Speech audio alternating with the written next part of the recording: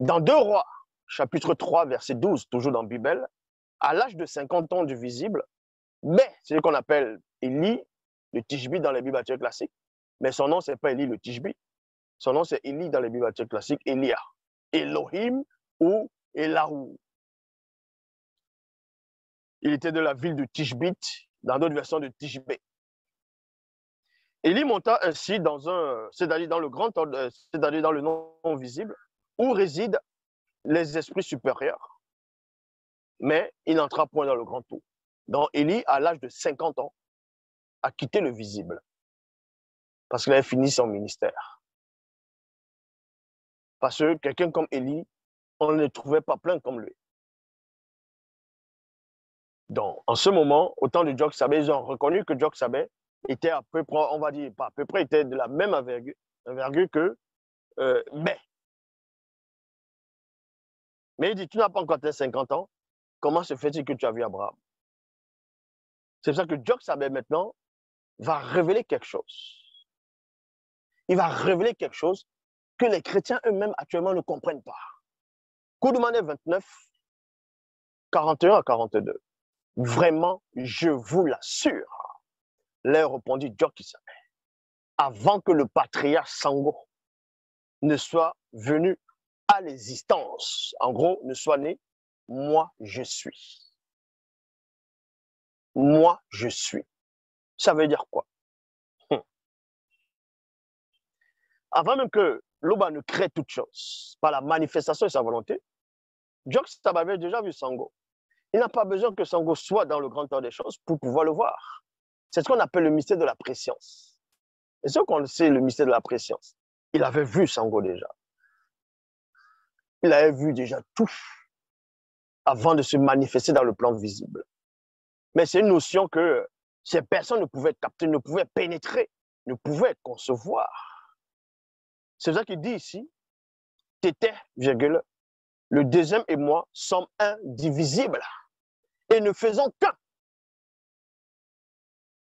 Là, ils ont encore pris ce verset, ils ont introduit ça dans les canons, ils ont mis ça dans l'évangile de Jean, on va dire dans Jean 10, 30, où il est dit, moi et le Père, nous sommes un.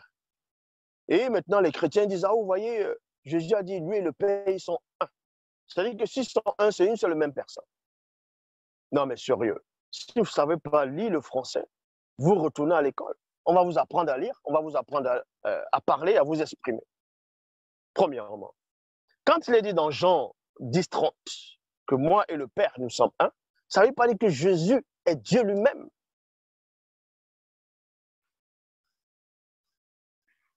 Est-ce que vous comprenez? C'est le même Jésus lui-même dans les Bibles classiques, toujours, qui dit, par rapport à sa prière sacerdotale, je leur ai donné la gloire que tu m'as donnée, afin qu'ils soient un, comme toi et moi, nous sommes un. Est-ce à dire que si Jésus est un avec Dieu et que pour vous, ça veut dire qu'il est Dieu? Ça voudrait aussi dire que tous les apôtres que Jésus avait choisis, lors de la prière sacerdotale, quand il priait pour eux en disant je veux qu'ils soient un, comme toi et moi nous sommes un, ça veut dire que Pierre, Jean, Barthélemy, Thaddée, ainsi de suite, c'est une seule et même personne. Donc vous voyez que vous ne connaissez rien de la spiritualité.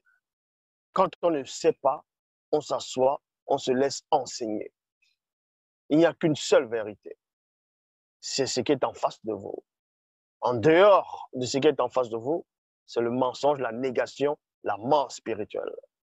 Vous pouvez faire toutes sortes de débats. Vous pouvez écrire toutes sortes de livres, recevoir toutes sortes de sensations. Ça ne changera rien. Vous allez passer au jugement. Est-ce que vous comprenez? Et comme j'avais dit dans une précédente vidéo, le paradis dont vous imaginez pénétrer, vous n'entrerez jamais dans ce paradis. Votre lieu de châtiment dont vous pensez que si on n'est pas avec vous, les gens iront là, ce lieu n'existe pas. Vous pensez qu'on est fou? Vous pensez que je suis fou pour venir et dire que toutes les religions sont fausses, que toute forme de croyance, de spiritualité, et que la seule vérité, c'est celui qui est en face de vous? pensez que je suis fou, je viens de dire ça comme ça? Vous là, vous parlez de Jésus, il faut avoir la révélation sur le Fils révélé. Vous pensez que vous connaissez le personnage de Jésus mieux que moi?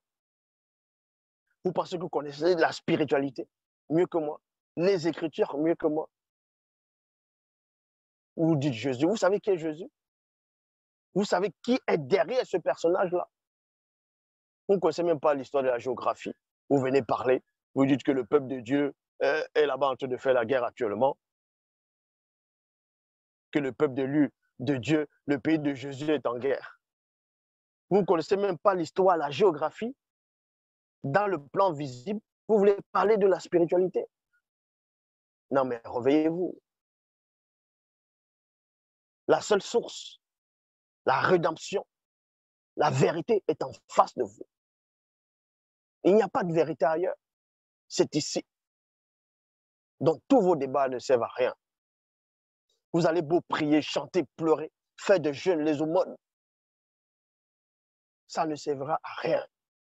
Tu vas prier ton faux Dieu, ton Jésus, peu importe qui tu vas prier, peu importe la foi, la sensation que tu vas ressentir.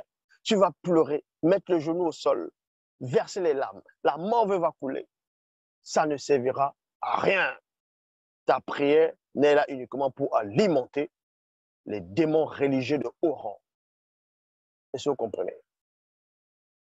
Donc, avant que Abraham fût « je suis », vous avez compris ce que ça veut dire ici.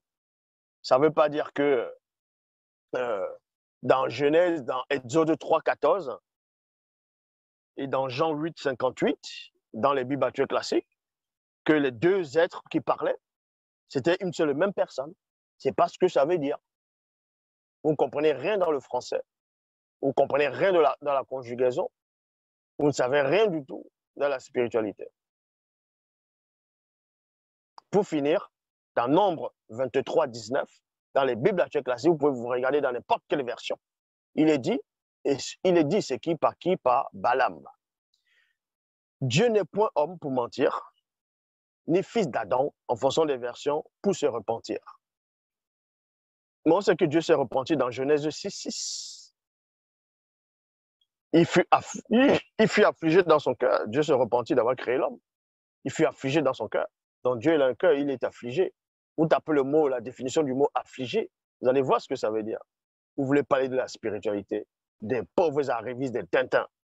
Vous voulez parler du monde spirituel sans connaître l'astral. Il faut d'abord connaître le monde intermédiaire. Parce que celui qui a reçu la loi dans le plan visible et qui était la loi, c'était l'âme dans le monde intermédiaire.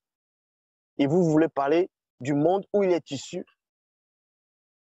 avant de pénétrer et de connaître la nature du monde intermédiaire. Et vous voulez sauter le monde intermédiaire, entrer dans la dimension hautement spirituelle. Vous pensez que dans l'astral, parce qu'on entend des faux pasteurs qui disent ils sortent de leur corps, ils vont dans le monde astral. Et ils essaient de décrire le monde astral. Vous pensez que dans le monde astral, il y a les immeubles là-bas, qu'il y a des voitures dans le monde astral, et il y a vos cailloux, vos sables qu'on voit ici, là. Vous êtes complètement dans la confusion. Vous êtes dans l'égarement total. Ici, nous sommes à Ouassé. Ouassé, c'est l'Afrique. Vous voyez comment c'est agréable. Le temps, vous voyez, quand je viens à Ouassé, je rajeunis encore. J'entends le bruit des vagues de l'océan Atlantique. C'est agréable. La spiritualité, c'est ça. Donc, à tous ceux qui sont en Côte d'Ivoire, qui sont dans ce live, sortez des religions dites révélées. Sortez de tous vos mouvements.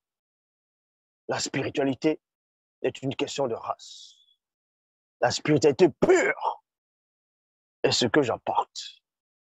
Les autres sont des tintins, des plaisantins, des gens qui font que brailler dans les rues, raconter des histoires, des barlivernes.